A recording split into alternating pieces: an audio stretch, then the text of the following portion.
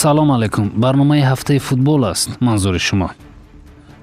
дастаи мунтахаби ҷавонони зери 19 солаи футболи тоҷикистон бо роҳбарии Заиндин Раҳимов дар бозии охирини марҳилаи интихобии қаҳрамонии Осиё 2020 мунтахаби Сурияро бо ҳисоби 1-0 шикаст доданд ва бо 9 имтиёз ғолиби гурӯҳи С гардиданд. ҳамлагар Шаҳрон Самиев дар ду бозии охир бо Лубнон ва Сурия бо голҳояш авзои меҳмононро беҷо кард. ҳамин тавр ҷавонони тоҷик ба мусобиқаи қаҳрамони Осиё 2020 роҳ ёфтанд. баъди ин бозӣ дар мавриди то 16-солаҳо зур ё то 19-солаҳо баҳс сурат гирифт. баъзеҳо гуфтанд то 16-солаҳоямон беҳтаранд, зеро эшон дар 4 бозӣ бар дарвозаи рақибон 29 гол заданд ки ҳамтон надоранд.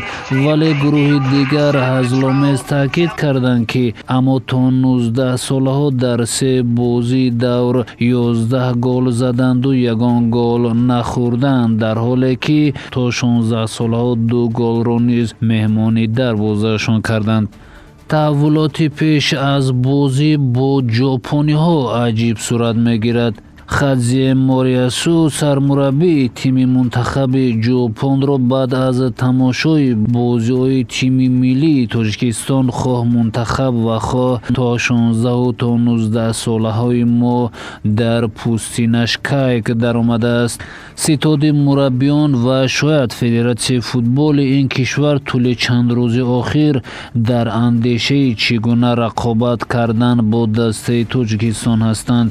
бояд ҳам нигарон бошанд, зеро ҳайати мунтахабе ки арзишаш ҳудуди 106 миллион евро мебошад, вақте аз тиме ки арзиши тамоми футболбозонаш танҳо 218 миллион евро астоб аст, шикаст хӯрдан медонед чӣ беобрӯгие барои ҷопониҳо хоҳад овард. тасаввур кунед, арзиши ҷопониҳо 48 маротиба аз футболбозони тоҷик зиёдтар аст. ин аст ки сармураббии тими мунтахаби Ҷопон дар бозии марҳилаи интихобии ҷоми ҷаҳон 2022 бар муқобили мунтахаби Тоҷикистон аз 23 футболбозӣ даъват кардааш 20 нафарошонро аз легионерҳо, махсусан аз кишварҳои аврупоӣ интихоб кардааст. шурӯъ аз дарвозабон то ҳамлагар аз бошгоҳҳои Фаронса, Португалия, Белгия, Туркия, Англия, Италия, Олмон, Испания, Австралия, Ҳолланд ва Сербия буданд, дар ҳоле ки сармураббии тими миллии Тоҷикистон аз миёни 23 футболбоз танҳо 4 легионер даъват кард ки ишон аз дастаҳои Ӯзбекистон, Индонезия, Булғория ва Уммон мебошанд. як сайр мекунем ба бозиҳои охири Лигаи Олии Тоҷикистон. дастаи Истиқлоли Душанбе ки дар солҳои охир талхи бохтро намечашид, дар бозии марказии даври 18-уми мусобиқоти Лигаи Олӣ дар майдони худ аз Регар Тадази шаҳри Турсунзода бо ҳисоби 1-2 шикаст хӯрд. ин аввалин бохти қаҳрамони Тоҷикистон дар мусобиқоти имсола мебошад. дар 3 бозии дигари давр Хуҷанд дар меҳмонӣ бар хатлони бохтар бо ҳисоби 2-1. ЦСКА Помири Душанбе дар сафар бар Панҷшери Ҷалолиддини Балхӣ бо ҳисоби 2-0 ва Истаравшани шаҳри Истаравшан дар майдони худ бар Кӯктоши ноҳияи Рӯдакӣ бо ҳисоби 3-0 пирӯз шуданд.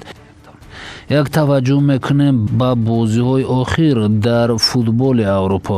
дастаи Реал Мадрид гарчанде ки дар Лигаи Чемпионҳо омад намекунад, яъне дар гурӯҳаш аз охир дар зинаи аввал аст, аммо дар чемпионати Испания ҳанӯз ҳукмрон боқӣ мемонад. дар рақобатҳои даври ҳаштуми ин тим дар хонааш дастаи Гранадаро қабул кард. бозии тимҳо ҷолиб сурат гирифта бо ҳисоби نتیجه 4-2 به نفع نیلوناری ها ختم شد. ایدن آزاری آرزوهای پرس در این رقابت نخستین گل خویش را در بازی های رسمی به ثمر رسانید، ولی بارسلونا با مسی تیفوکی غرضمانی ها آمدند و اگر در یک بازی شاگردان زیندین زیدان شکست خورند، در پایگاه لالیگا صدرنشینی را نیز فراموش خواهند کرد، مثل که منچستر سیتی در انگلیس که تعقیب کننده اساسی لیورپول بود، اما تیم وولورهمپتون فاصله این رقابت را دورتر کرد.